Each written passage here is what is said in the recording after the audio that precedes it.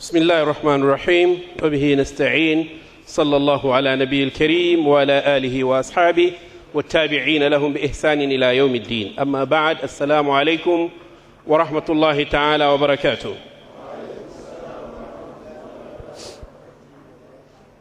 Conference of Islamic Organizations position on the theme Innocence of Muslims. This is presented at the World Press Conference and General Meeting held on Thursday, 20th of September 2012 at Beleke Smith Memorial Central Mosque Hall, Surulere, Lagos.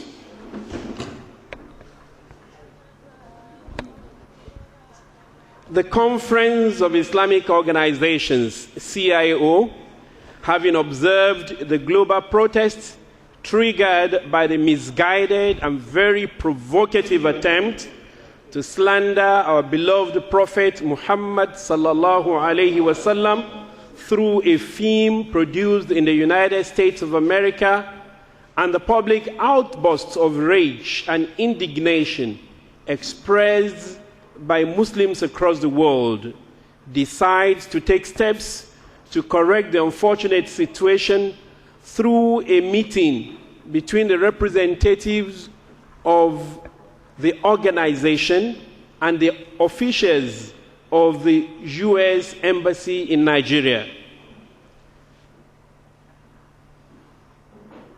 Representatives of Conference for Islamic Organizations and the officials of the USA Embassy, led by the Consul General, Mr. Jeffrey Hawkins, met in Lagos at the Ansarudin Society of Nigeria National Headquarters on Monday, 17th of September 2012, to discuss steps that could be taken to promote better understanding between Muslims in Nigeria and the government and people of the United States of America on the back of the continuing protests against the theme Innocence of Muslims, and to look at measures to prevent a recurrence of future orchestrated attempts to misrepresent symbols that are considered sacred to Islam.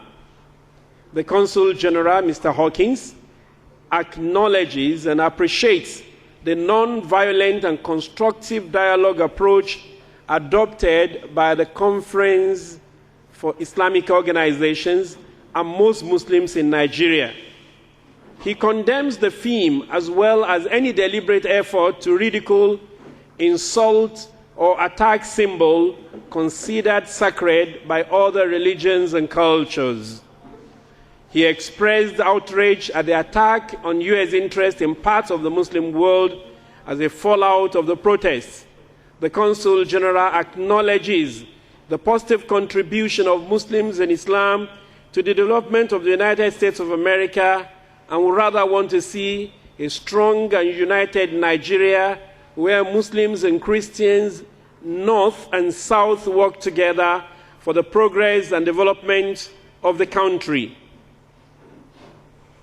Sheikh Abdrahmon Ahmad, who spoke on behalf of the Conference of Islamic Organizations, commended the United States government for this effort to seek the views of Muslims on how to promote better relations between the Muslim world and the United States following the protest over the theme on our Prophet by a United States citizen.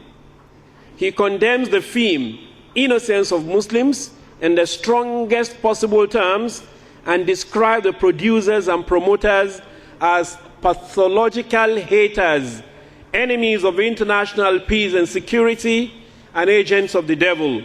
He stated that even though Muslims the world over are absolutely enraged by the provocative theme, majority of them are being cautioned by the teachings of their Prophet sallallahu alaihi wasallam. There can never be a more effective guarantee of international peace and security other than justice, equity, reciprocal respect, and mutual understanding. Muslims want a better understanding of Muslims and Islam as a way to guarantee mutual respect and understanding especially in the following areas. 1.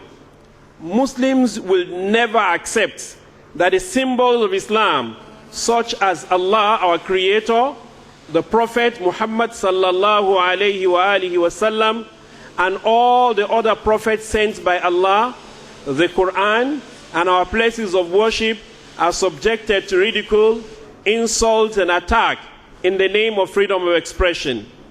Islam abhors the taking of lives of innocent people and guilty by association syndrome, where a country, as in the United States of America, and a people, as in the Muslims or Islam, will be punished for the offense committed by a misguided and mischievous individual or group. That is why all well-meaning Muslims and members of CIO condemn unequivocally the deplorable killing or the deplorable death of the United States ambassador to Libya. The United States ambassador to Libya was not actually killed by the demonstrators. In fact, there have been film footages that demonstrators, Muslims, were actually trying to rescue him. He was killed as a result of exhaustion.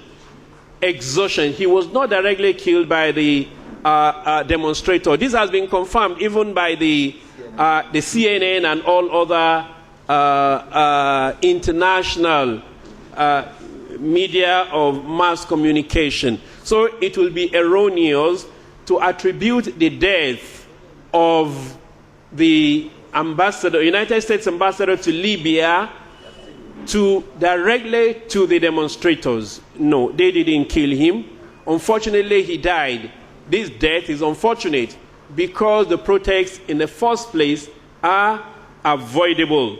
One very important lesson that we can learn from this is that it is absolutely wrong to judge a country or a people by the deeds of the minority of bad people in that country. Indeed, every country, every town, every city has its own resident population of bad and good people. So the action of a few misguided few should not serve as a justification for the blanket stereotyping of the majority, one, and the punishment of everyone. While acknowledging that freedom of expression is indeed a fundamental human right, we hold that no human freedom can be absolute. And indeed, none is absolute. We therefore urge the United States government to provide legal guarantees that will prevent people from infringing on the rights, honors, and freedom of others in the name of exercising their own freedom. After all, freedom of expression is limited, even in our statute books, by the laws of slander and sedition. So it is not absolute. You can say anything you like, the way you like it.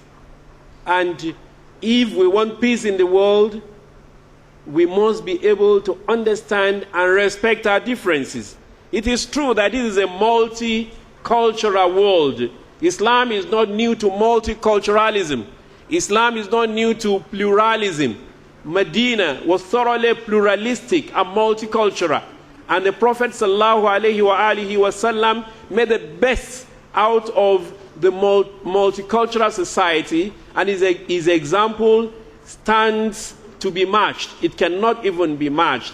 Muslims, Jews, Christians, idol worshippers, Zoroastrians, and those who choose to believe in nothing coexisted peacefully with respect, and history bears ample testimony to these facts. We express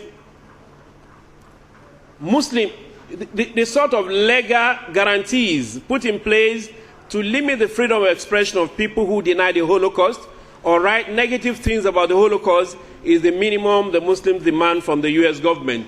The other time, President Ronald Reagan was in Germany.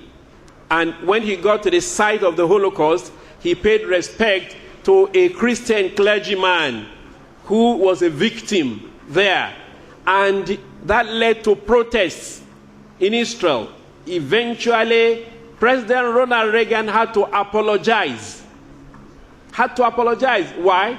Because the Jews maintain that they are the only ones affected by the Holocaust and that they are the only ones that respect must be paid to in terms of the Holocaust.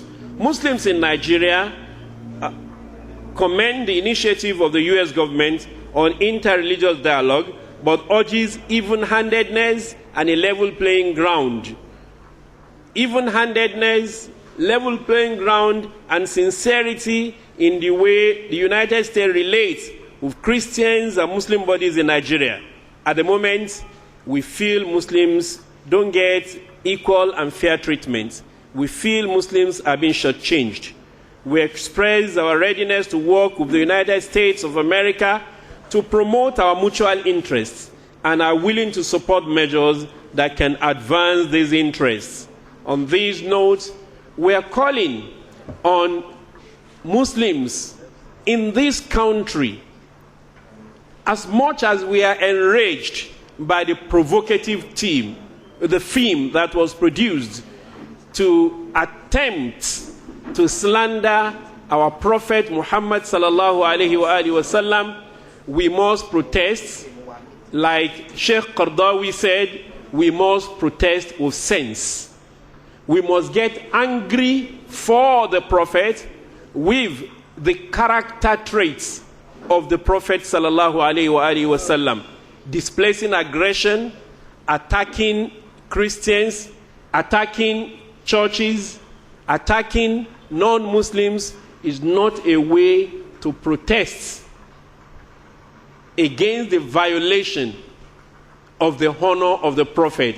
Indeed, the way to protest is to show the superiority of the character of the Prophet of Islam sallallahu alaihi wasallam. Protest, we must. We must protest. We cannot keep quiet. But we must do it with restraint. We must do it with absolute Islamic sense. And we must do it according to the laws of Islam. Violence against innocent people will lead us to nowhere. We therefore use this opportunity and this medium to urge caution while we protest. I thank gentlemen of the press who have been here to cover this event. I thank other observers that we have not introduced who are here with us. This is Islam. And these are the faces of Muslims. This is indeed the face of Islam. It's about intelligence. It's about dialogue. It's about being reasonable. And it's about standing up for the rights, not only of the Muslims, but even of those who are not Muslims. I thank our revered scholars, imams, Sheikh. I thank our dear brothers and sisters in Islam, in spite of the very, very short notice, who have made this a success and who have made it a day to us. I thank all of us, and I pray that Allah subhanahu wa ta'ala will add these to the scale of our good deeds, and that Allah will accept this from us as an act of ibadah done to seek His good countenance. Assalamu alaikum wa rahmatullah. Wa alaikum assalam wa rahmatullahi wa barakatuh. Kabirullah.